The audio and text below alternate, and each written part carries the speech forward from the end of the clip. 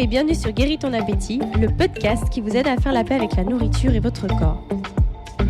Je m'appelle Maïka, je suis coach en relation à la nourriture et mon rôle est de vous accompagner pour que manger soit à nouveau facile et que votre corps puisse retrouver un poids sain naturellement sans plus jamais avoir à suivre de régime.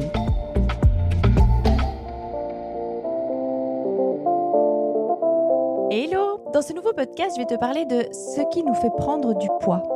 En fait, c'est assez fou et c'est humain, on fait tous la même chose, mais c'est fou le nombre de personnes qui me disent justement j'ai pris du poids après avoir déménagé de chez mes parents, en partant faire mes études par exemple, ou d'autres quand elles ont commencé à travailler, ou quand il y a eu un emploi compliqué, ou suite au décès d'un proche, ou après avoir été quittée, ou bref, ou même après la naissance des enfants parfois.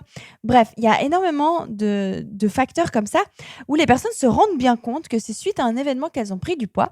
Mais malgré ça, et c'est totalement normal, ce n'est pas un jugement, qu'est-ce qu'on fait? On a tendance à se tourner vers les régimes. Donc au lieu de se dire, attends, c'est suite à un événement qui émotionnellement m'a touchée que j'ai pris du poids, mais j'essaye quand même de perdre du poids en essayant de suivre un plan alimentaire.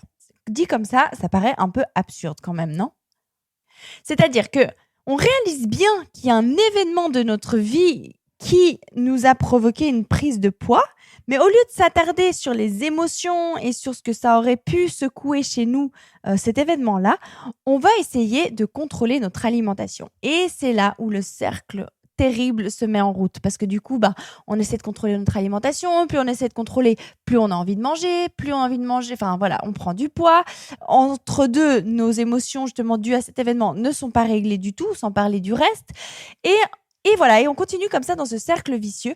Et du coup, en fait, on s'attarde pas à justement regarder qu'est-ce qui a provoqué tout ça à la base. Alors, c'est totalement normal et encore une fois, ce n'est pas du tout un jugement. Moi non plus, je ne comprenais pas et pendant des années, j'ai fait 1 milliard de régimes, j'ai essayé 1000 trucs et astuces alors qu'en fait, ça n'avait rien à voir avec la nourriture. Mon problème était émotionnel, des blessures du passé, des choses que j'avais vécues, bref, des choses qui avaient besoin d'être remises en place et non pas d'essayer encore en plus par-dessus de me blâmer, de me culpabiliser, d'essayer de me priver de manger. Bref, j'avais pas besoin de ça en plus.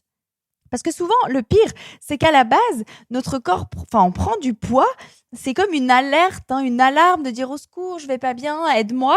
Et puis nous, au lieu de nous aider, on nous fout encore la tête sous l'eau. Tu vois, on s'aide pas du tout, on se dit ouais non, attends, je vais encore essayer de me contrôler, puis t'es moche, puis t'es grosse, puis je t'aime pas, et puis ci, et puis ça, puis tiens, puis mange pas ci, mange pas ça, puis toi t'as pas le droit parce que t'es pas assez bien. Donc voilà nous ce qu'on fait, au lieu de nous aider, nous tendre la main, alors qu'on aurait besoin d'aide, finalement, de notre propre aide. Mais finalement, on s'enfonce encore plus en faisant ça. Mais encore une fois, ce n'est pas un jugement, j'ai fait exactement la même chose. Et malheureusement, c'est pas quelque chose qu'on nous apprend à écouter notre monde intérieur, à écouter nos émotions, à savoir qu'en fait, tout simplement, quand on vit quelque chose de difficile et que ça nous marque émotionnellement, que c'est quelque chose qu'on peut totalement nettoyer, qu'on peut totalement écouter et évacuer. C'est pas que c'est pas facile pour autant, ça demande de l'affronter, mais on n'est pas obligé de rester avec un traumatisme, avec des difficultés, avec peu importe ce qu'on a vécu, on a pu vivre les choses les plus difficiles au monde. On n'a pas besoin de vivre avec ce fardeau en permanence. Ça peut au contraire être quelque chose sur lequel on a appris et sur lequel on a grandi, et on s'est forgé. Mais tout ça, si seulement on a lâché les émotions qui y sont reliées. Tant qu'on reste coincé avec ces émotions, qu'on reste coincé dans ce passé en disant oui, je suis comme ça parce qu'il y a eu ci ou ça, d'une certaine manière, non, c'est pas juste parce qu'en fait, on peut s'en libérer. Sauf que souvent, on ne sait pas qu'on peut s'en libérer, et que c'est pas une fatalité, qu'on se dit pas, ok, toi, pas de bol, t'es né, t'as vécu tel truc difficile, voilà, t'as qu'à vivre toute ta vie comme ça avec. Non. Heureusement pour nous, ça ne fonctionne pas comme ça. On a l'opportunité et la chance de pouvoir s'en libérer. Et c'est notamment ce que je fais avec Guéris ton appétit. C'est pour ça que ça me tient autant à cœur.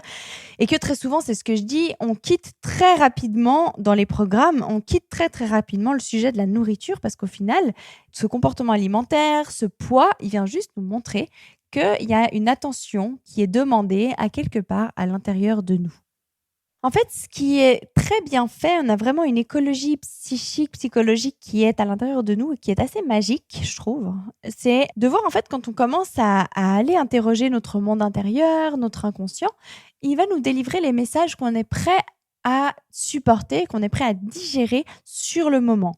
hein. D'ailleurs, c'est pour ça que mon accompagnement dure 3 mois parce que très souvent, il faut quand même un certain temps pour aller creuser, hein. C'est comme une rose, ou comme un oignon qui a plusieurs couches en fait. La rose, c'est plus joli dans l'image, mais les couches de l'oignon, c'est assez parlant aussi finalement et d'aller enlever la première couche, la deuxième, bref, de continuer pour arriver finalement au cœur du problème qui souvent est effectivement émotionnellement un peu plus lourd que le reste à digérer, à faire face. Mais tout est très bien fait, donc il faut vraiment pas d'inquiétude quand on commence à se mettre dans ce monde intérieur. Notre subconscient va nous délivrer les messages, les informations, les émotions, les sensations qu'on est prêt à vivre, à supporter et à pouvoir digérer sur le moment. Mais pour ça, il faut déjà être au courant qu'au lieu d'essayer de se priver, il faut en fait plutôt aller regarder qu'est-ce que c'est ce fameux événement de vie que j'ai identifié qui, suite à cet événement, en fait, j'ai commencé à manger trop ou j'ai commencé à prendre du poids. Qu'est-ce qui a fait ça? Ok, bah, je vais gratter là. Mais il faut déjà, voilà, comme je disais, être au courant qu'il faut aller gratter là et qu'il ne faut pas se tourner vers un régime. Après, des fois, malheureusement, c'est ce qu'on trouve autour de nous facilement, c'est des régimes, ce que nos familles vont nous dire: «Ouais, tu devrais faire attention à ce que tu manges, tu as pris quand même du poids, je m'inquiète pour ta santé». C'est pas méchant, c'est un peu maladroit, mais c'est pas méchant. Moi, pour ma part, quand on me faisait des réflexions sur mon poids, ce que ça faisait, c'est que je bouffais encore plus derrière parce que je me sentais tellement mal, ça me donnait envie de pleurer et ça me faisait manger encore plus, sauf que je me cachais encore plus, déjà que j'avais honte, mais alors là, je me cachais encore plus pour manger. Mais ça m'aidait pas du tout. Mais dites-vous une chose, c'est que si vous entendez ça de la part de vos proches ou des gens autour de vous, c'est pas de la méchanceté, c'est juste un peu de l'ignorance et ils se rendent juste pas compte de ce que vous vivez. Hein, parce que pour la plupart des gens qui mangent normalement, ils se disent non mais c'est pas compliqué de pas foutre du chocolat dans ta bouche, enfin de pas t'empiffrer toute la journée, de pas grignoter toute la journée. Mais ça c'est toujours facile à dire. Mais à faire, c'est pas la même chose, surtout que eux, comme je vous disais, ne comprennent pas ce qu'on vit quand on a des compulsions alimentaires. Parce que c'est plus fort que nous. On a beau vouloir, on aimerait plus que tout réussir à ne pas manger comme ça, mais malgré tout, on le fait quand même parce que, comme je disais, c'est plus fort que nous. C'est d'ailleurs pas pour rien qu'il y a autant de gens en surpoids et qui souffrent de surpoids. Si c'était si simple, tout le monde le ferait, hein, et puis personne ne serait en surpoids, il y aurait aucun problème de surpoids, il y aurait personne qui se battrait autant avec le poids, la nourriture et le reste. Donc non, ce n'est pas si simple. Donc aussi pour ça, si ça peut vous aider à vous déculpabiliser et puis arrêter de vous blâmer, c'est pas si simple. Alors, heureusement, il existe des manières de s'en sortir. On peut aller creuser, comme je vous disais, hein, aller dans l'inconscient, aller régler émotionnellement ce qui se joue là, régler notre mindset par rapport à la nourriture. Tout ça, ça se fait heureusement. Mais en attendant, vraiment, ne vous blâmez pas. Hein, ne vous détestez pas. Moi, je me rappelle quand je me regardais devant le miroir, je me détestais. Même je me frappais, je me trouvais horrible, vraiment.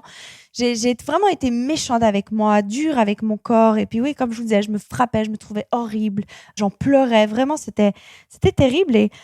Et finalement, en plus, le corps, il crie déjà au secours. Et quand on lui fait ça, en fait, ben, on l'enfonce encore plus. On s'enfonce nous-mêmes parce que notre corps, c'est quand même une partie de nous-mêmes. Hein. Qu'on sache, on n'est pas séparés.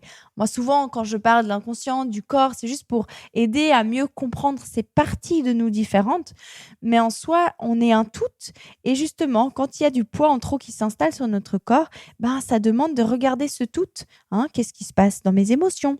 Qu'est-ce qui se passe dans mon corps? Qu'est-ce qui se passe dans mes pensées, dans mon mindset? Bref, tout ce combo de tout ça, ça fait qui on est.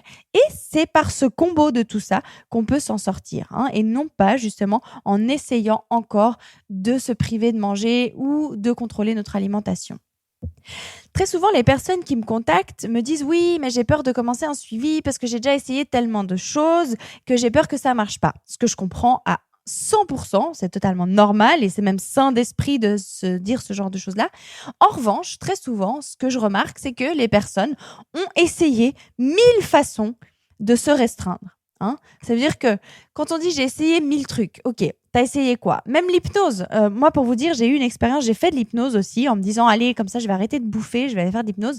L'hypnose, qu'est-ce que ça a fait chez moi? Ça m'a reprovoqué encore plus de compulsions. J'ai bouffé encore plus les jours qui ont suivi parce qu'en fait, en allant à l'hypnose, je ne l'ai pas fait dans une bonne démarche, je l'ai fait en essayant encore une fois de m'empêcher de manger, de me contrôler. Donc, qu'est-ce qui se passe quand on essaie de se contrôler à l'intérieur de nous? Tout simplement, ça se rebelle. Il y a une partie de nous à l'intérieur qui n'est juste pas d'accord qu'on la contrôle. Et du coup, si on essaie de la contrôler, elle va se rebeller. Elle va en tout cas pas nous laisser faire. Donc, même par l'hypnose, même par toutes les meilleures techniques du monde, si on ne collabore pas avec notre subconscient, mais qu'on essaie de lui imposer des privations, il va se rebeller et on n'aura pas le résultat qu'on veut. Donc, comme je disais, j'ai vu, en fait, la plupart des gens justement qui me disent ça, même, je pense que c'est le 100% des gens qui me disent j'ai déjà tout essayé, mais ça marche pas. Oui, mais tout essayé, c'est à chaque fois une façon différente de se priver. Une fois, c'est de pas manger de féculents. Une fois, c'est un régime hyperprotéiné. Une fois, c'est, comme je disais, de l'hypnose. Une fois, c'est, bref, c'est toujours une manière d'essayer de contrôler son alimentation. Mais c'est en tout cas, j'ai jamais entendu quelqu'un qui m'a dit ah tiens, j'ai écouté mes sentiments, j'ai écouté mon corps, mon cœur, je me suis mise à écouter mon subconscient, les messages de mon inconscient et j'ai pas réussi. Ça, j'ai jamais entendu. Tout ce que j'entends, moi, c'est ouais, j'ai fait telle diète, telle diète, telle diète, j'ai été voir telle diététicienne, tel nutritionniste, tel hypnotiseur, tel truc, mais tel médecin, mais ça n'a pas marché. Ce qui est totalement logique. Parce qu'encore une fois, comme je disais, c'est différentes manières d'essayer de se priver. C'est en aucun cas une façon d'essayer de collaborer. Donc, de collaborer, c'est en tout cas pas d'aller contre, mais c'est d'aller avec ce qui se passe à l'intérieur de nous. Et d'aller avec, c'est typiquement quand on a envie de manger, de se dire, mais ok, mange, bouffe, plutôt que d'essayer de se dire, non, mange pas ci, mange pas ça, fais pas ci, fais pas ça. Ça, c'est pas collaborer. Ça, c'est essayer de se priver, de se contrôler. Collaborer, c'est une manière de dire, ok, t'as envie de manger ça, d'accord, pas de problème, tu peux, aucun souci, mais qu'est-ce qui fait que, est-ce que peut-être on pourrait pas faire mieux? Bref, c'est une manière de communiquer. Et là, ce que je vous décris là, c'est une manière de communiquer comme on a l'habitude de le faire, mais notre subconscient, lui, communique totalement différemment. Notre inconscient, et en fonction des personnes, il va communiquer encore différemment. Il va communiquer sous forme d'images, sous forme de sensations, d'odeurs, bref, tout ce qu'on peut comparer à l'intuition finalement. Notre inconscient, il utilise ce canal-là, ces canaux-là, pour communiquer avec nous. Et nous, notre but, c'est d'apprendre à comprendre ces messages-là pour lui permettre, en fait, d'apaiser ses besoins de nourriture. Voilà, donc là, pour en revenir à vraiment ce que je disais à la base, c'est vraiment de vous dire, OK, j'ai pris du poids suite à quoi finalement? Qu'est-ce qui s'est passé qui a fait que j'ai pris du poids? Ah, mais il y a eu tel événement. OK. Alors du coup, c'est peut-être pas judicieux d'essayer de me priver de nourriture, sachant que c'est pas la nourriture qui a provoqué cette prise de poids, c'est un événement. Donc, plutôt de se dire, mais attends, il y a telle chose qui m'a provoqué mon alimentation, enfin mon surpoids, mes envies de nourriture, et moi, je me concentre à essayer seulement d'enlever la nourriture. C'est pas cohérent. Et vraiment d'essayer de se dire, OK, quelles émotions se cachent là? Qu'est-ce qui se joue là-dessous? Comment je peux m'en sortir? OK, qu'est-ce que je ressens? Et vraiment d'oser faire face plus à ces émotions-là pour les libérer. Et là, on laisse l'espace au corps de lâcher. Et en parallèle de ça, de régler aussi ce mindset biaisé qui s'est installé à force d'essayer de contrôler notre alimentation. Parce qu'en plus, c'est ça le pire, c'est qu'en essayant de contrôler notre alimentation, finalement, on a fini par la rendre compliquée, par rendre cette relation à la nourriture compliquée, par rendre notre alimentation compliquée, alors qu'à la base, c'est quelque chose de totalement naturel, que si on suit nos besoins à notre corps, ça se fait tout seul. Et c'est vraiment ce que j'apprends aux gens grâce à Guéris ton appétit, c'est de retrouver cette alimentation totalement naturelle, que ce soit simple.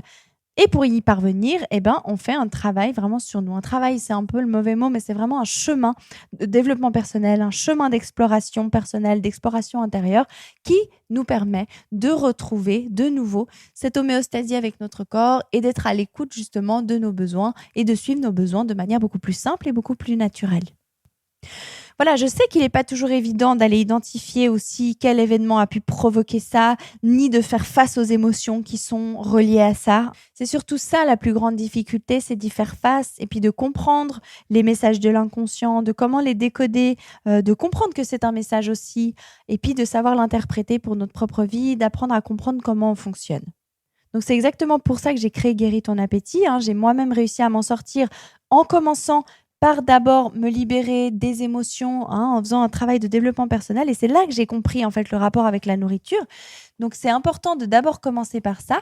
Et si vous avez besoin d'aide pour le faire, je suis là avec grand plaisir. C'est pour ça que j'ai créé Guéris ton appétit, basé sur ça, sur ma propre expérience, sur justement mes propres difficultés et sur mon émotionnel. et aussi sur le mindset avec la nourriture. Et c'est comme ça que j'aide les gens à s'en sortir. Voilà, donc si mon message vous parle et que vous avez besoin d'aide pour vous en sortir, pour faire face à ces émotions, à ces événements, ou au moins à les retrouver peut-être, qu'est-ce que c'est, je vous invite à me contacter, je serai très heureuse de vous aider. En attendant, je vous embrasse très fort et je vous dis à très vite pour le prochain podcast. Ciao, ciao!